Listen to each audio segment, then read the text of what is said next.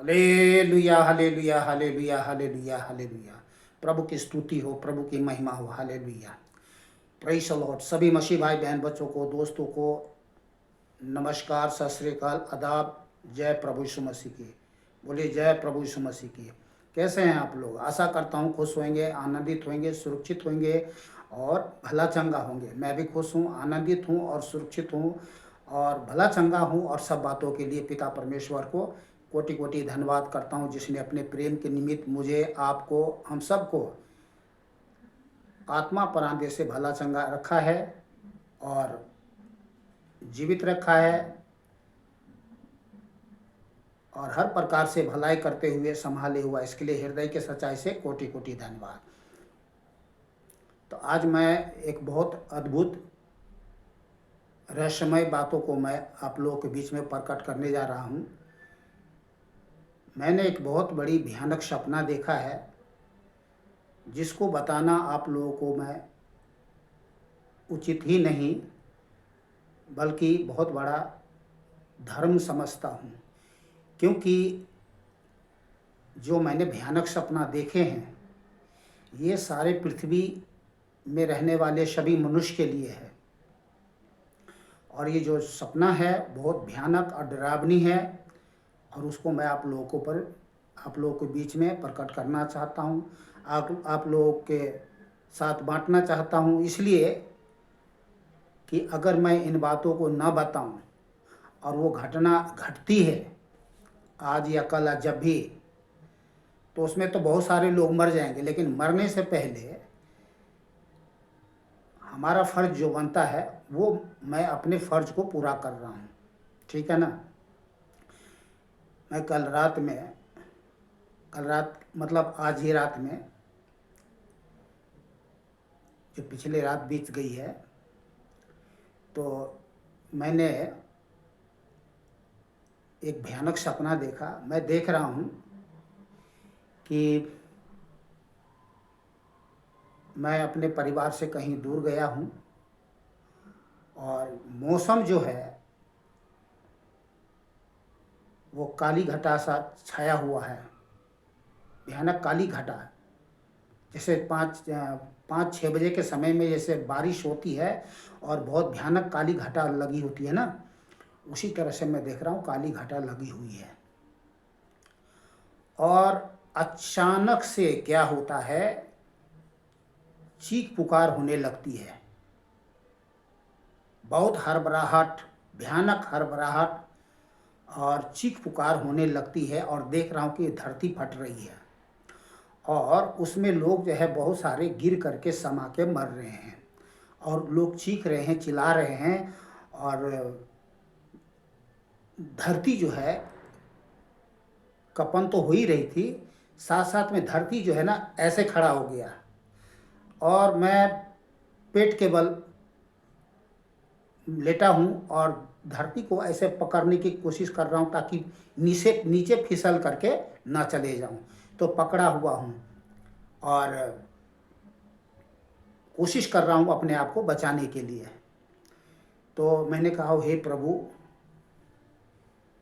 आज तो मैं अकेले ही हूँ, मेरा परिवार के लोग भी मुझसे मेरे साथ नहीं है। ऐसे समय में मैं ऐसा बोल रहा हूँ कि मैं अकेला हूँ और मेरा परिवार भी लोग नहीं है। और मैं कह रहा हूँ अपने मन में, ये भी कह रहा हूँ कि काश ऐसे समय में हम अपने परिवार के साथ होते। ठीक है ना? तो फिर हम प्रभु से कह रहे हैं कि प्रभु, मैं तो मर जाऊंगा, फिर भी आपकी इच्छा जो है वो आपकी इच्छा पूरी हो, ऐसा मैं बोल रहा हूँ। तो बचाव भी कर रहा हूँ और प्रभु से ये बात कह रहा हूँ कि प्रभु, मैं तो मर जाऊंगा, लेकिन फिर भी आपकी जो इच्छा है वो पूरी हो, ऐसा मैं बोल रहा हूँ। और ऐसा बोलने के बाद में मेरे को डर और फिर नहीं लगा। बस यही है कि भाई ठीक है, प्रभु की इच्छा है तो मर जाऊंगा, ऐसा। लेकिन उस टाइम में मैंने देखा कि मुझे मरने का डर नहीं था। ठीक है ना? बस ये था, ऐसा महसूस हो रहा था कि अब प्रभु की इच्छा है तो मर जाऊंगा, तो कोई बात नहीं। तो एक अंदर से मतलब किसी प्रकार का भय और डर कंपित नहीं थी वैसे। तो इसके बाद में क्या हुआ कि मेरे अचानक से जो है नींद खुली और मेरा तो जागने के बाद तो दिल एकदम, शरीर जो है ना अंदर वो जो है दिल काँप रहा था, शरीरें भी काँप रही थी। तो मैंने सोचने लगा कि ये पता नहीं ये सच होगा या क्या है, ये कुछ गलत है। फिर भी मैंने जो है उठ करके मैंने कहा प्रभु अगर तेरी ओर से है तो रहे और वही होगा, और नहीं अगर कुछ गलत सपना है तो इसको मैं खंडन करता हूँ। ऐसा बोल करके मैं जा करके बैठ गया। तो मैं सोच ही रहा हूँ इन बातों को, तो मुझे लगा कि नहीं, इन बातों को हमें क्या है सभी भाई बहन बच्चे लोगों पर प्रकट करना चाहिए, क्योंकि ये समय निकट है, दिन बुरे हैं, निकट है, अंत समय है और ये बातें घट सकती है। तो इसलिए मैं आप लोगों को मैंने सावधान कर दिया है कि जब एक बात मैं और बता दे रहा हूँ जो मेरे अंदर में सवाल उठती है। जब काली घटा, ध्यान करना, वो कोई रात में नहीं, वो समय रात का नहीं था, न कोई दिन का था, वो काली घटा का समय, एक अंधेरे काली घटा का समय था, और वो करीब 5-6 बजे का समय था। ऐसे समय काली घटा जैसे लगती है, तो उस दिन तो मैं यही कहूँगा कि आप लोग सावधान रहना, ठीक है ना। फिर भी मैं आपको कुछ वचन बता दे रहा हूँ जो बाइबल में पहले से प्रभु ने बता दिया है, तो उस वचन को मैं पढ़ के भी सुना देता हूँ। चलिए वचन को ध्यान से सुनिएगा। मत्ती 24 अध्याय है 7 आयत में, क्योंकि जाति पर जाति और राज्य पर राज्य चढ़ाई करेगा और जगह जगह अकाल पड़ेंगे और भूकंप होंगे। तो ये सब तो पहले से लिखी हुई है। एक बात और मुझे याद आ रही है, वो जो जहाँ पे जो भूकंप हो रहा था, वो मैंने वहाँ पे कोई बड़े बड़े बिल्डिंग नहीं देखा था। मैंने एक देखा जैसे साधारण एक छोटे छोटे घर होते हैं, गरीब परिवार के लोग रहते हैं ना, वो जगह फिर वैसा ही था। अब पता नहीं वो कौन सी देश का था, किसी देश में होने वाला है या पूरे पृथ्वी पर होने वाला है, ये बातें तो प्रभु जाने। पर मैंने जो देखा वो देखा कि साधारण लोग जहाँ रहते हैं वो उस जगह पे हुआ है वो भूकंप। तो ये भी बात एक है सोचने समझने वाली बात। और दूसरी बात ये कि अगर ये बातें मेरे जीवन में प्रभु ने प्रकट किया है, तो ये बातें अगर कुछ ऐसी घटना घटने वाला है तो किसी और भाई बहन लोगों के जीवन में भी जरूरी बातों को प्रकट करेंगे, अगर ऐसी कुछ घटना घटने वाली है तो, ठीक है नहीं। या नहीं तो समझ लेंगे कि अगर कुछ नहीं है तो कुछ भी हो सकता है। पर मैं तो प्रभु का नाम ले रहा हूँ, वो जगह देख रहा हूँ। अगर कुछ अलग तरीका कोई और भी ऐसे बेकार की सपना होता तो मैं वहाँ पर प्रभु का नाम नहीं लेता। पर कुछ जो बातें बहुत सारे मैं आपको प्रकट करके नहीं दिखा सकता, कुछ दिखने वाली चीज़ नहीं दिखा सकता। जो भाई देखने वाली चीज़ है तो मैं दिखा दूँ, पर मैंने जो दृश्य देखा वो भयानक था। तो चलिए मैं और आपको ले चलता हूँ प्रकाशित वाक्य 11 अध्याय 13 और 14 आयत। पहले लूका में चलते हैं, लूका 21 अध्याय, लूका 21 अध्याय और 11 और 12 आयत में भी लिखा हुआ है। मैं 10 से पढ़ता हूँ उसको। तब प्रभु यीशु ने कहा, जाति जाति और राज्य राज्य पर चढ़ाई करेगा और बड़े बड़े भूकंप होंगे और जगह जगह अकाल और महामारियां पड़ेगी और आकाश से भयंकर बातें और बड़े बड़े चिन्ह प्रकट होंगे। तो ये हमने आपको 10 और 11 आयत पढ़ करके सुना दिया, ठीक है। तो ये तो पहले से लिखी हुई है, और जो प्रभु की बातें हैं ये अंत के समय के बारे में ही लिखा हुआ है। ऐसे समय, जिस समय में हम जी रहे हैं, हम आप जी रहे हैं, ऐसे समय के बारे में ही लिखा हुआ है, ठीक है ना। तो इसलिए हमें हो सकता है कि परमेश्वर भूकंप लाने वाले हो, तो परमेश्वर भला है, महान है, अपने लोगों से प्यार करता है और अपने लोगों को बचाव के लिए सावधान करता है कि तुम सावधान रहना, बच के रहना, ठीक है ना। जैसे जो लूत की जो पत्नी थी, लूत जो था, उसको भी जब सदोम अमोरा पर जब आग बरसाना था तो इब्राहिम पर भी इन बातों को प्रकट किया, और लूत को और लूत के जो पत्नी थी, तो इन सब को क्या है, बचाव के लिए मौका दिया, ठीक है ना। तो बचाव के लिए परमेश्वर अपने लोगों को मौका देता है। चलिए हम इसको देखते हैं। प्रकाशित वाक्य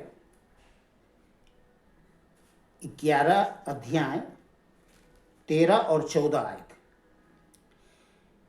फिर उसी घड़ी एक बड़ा भूकंप हुआ और नगर का 10वां भाग गिर पड़ा, और उस भूकंप से 7,000 मनुष्य मर गए और शेष डर गए और स्वर्ग के परमेश्वर की महिमा की। दूसरी विपत्ति बीत चुकी, देखो तीसरी विपत्ति शीघ्र आने वाली है। तो ये इस वचन के अनुसार में हम देखते हैं कि यहाँ 7,000 लोग मर गए। तो ये हो सकता है किसी देश में, किसी राज्य में ऐसा भूकंप हो जिसमें कुछ लोग मरे। तो अब ये बातें प्रकट नहीं हो कि कौन सी देश में होगा, कौन सी राज्य में होगा, ठीक है ना। फिर भी हमें सावधान रहने की ज़रूरत है। आमीन। और प्रकाशित वाक्य 16 अध्याय 17 से 19 आयत तक में भी यहाँ पर लिखा हुआ है। 7वें स्वर्गदूत ने अपना कटोरा हवा पर उड़ेल दिया और मंदिर के सिंहासन से यह बड़ा शब्द हुआ, हो चुका।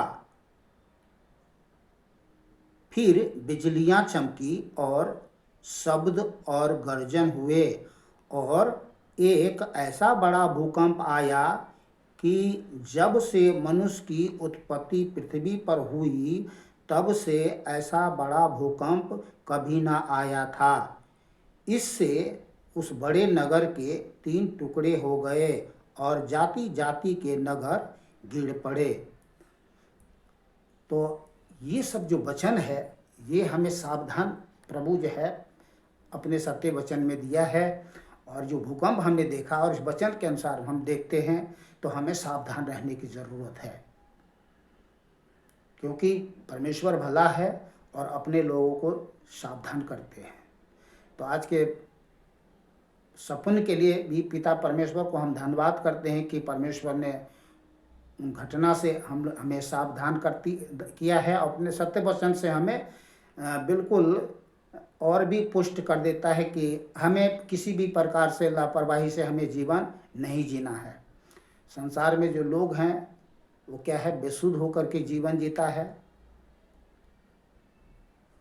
उनको मालूम नहीं, ये तो बेसुध होकर के, उनके पास में शुद्धि बुद्धि तो है ही नहीं, क्योंकि उन्होंने अपना जीवन परमेश्वर के शरण में समर्पित नहीं किया और बेखौफ होकर के, निडर होकर के, बेसुध होकर के जीवन जैसे मर्जी चाहता है वो जीता है। लेकिन हम लोग क्या है, परमेश्वर के डरवैये हैं।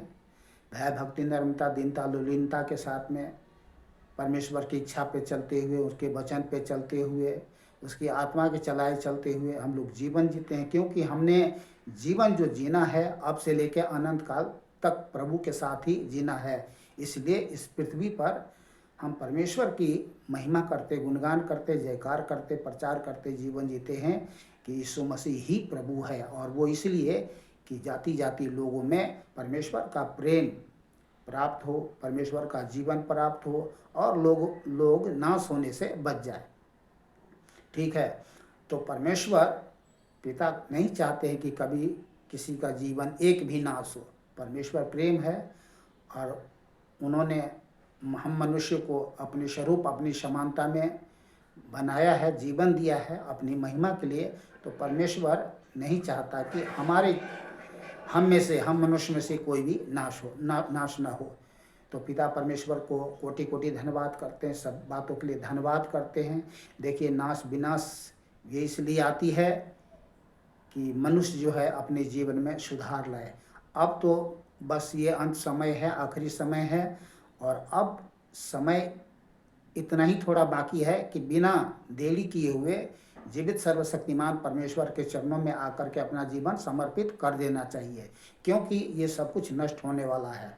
ठीक है ना, मनुष्य कोई नहीं बचेगा, एक भी नहीं बचेगा, सब मर जाएगा। ठीक है ना। और जो प्रभु में है, प्रभु के साथ जीवन जीते हैं, वो अब से लेकर के अनंत काल तक जीवित रहेगा, शरीर में नहीं, आत्मा में। और जो आत्मा परमेश्वर ने हमें दिया है उसको अपने साथ एक नया देह, ज्योतिर्मय, स्वर्गीय ज्योतिर्मय देह दे करके सदा काल के लिए, अनंत काल के लिए अपने साथ रखेगा। और फिर जैसे हम यहाँ पर प्रभु की सेवा करते, महिमा करते, गुणगान करते, वैसे ही स्वर्ग में भी करते रहेंगे। तो बस आज के लिए इतना ही। आप लोग सावधान रहे, क्योंकि जो हमने भयानक अदृश्य, ये भयानक जो सपना देखा है, जो दृश्य हमने देखी है सपना में, ये कभी भी कहीं भी किसी देश में, किसी राज्य में ये घटना घट सकती है। तो इसलिए आप लोग सावधान रहें और प्रभु के साथ जीवन जिए, आत्मा और सच्चाई से ध्यान करें और किसी प्रकार से कोई लापरवाही ना करें। बस वीडियो को बंद करता हूँ। मिलते हैं प्रभु के साथ, प्रभु के वचन के साथ। तब तक के लिए सभी भाई बहन, बच्चों को, दोस्तों को नमस्कार, सत श्री अकाल, आदाब, जय प्रभु यीशु मसीह।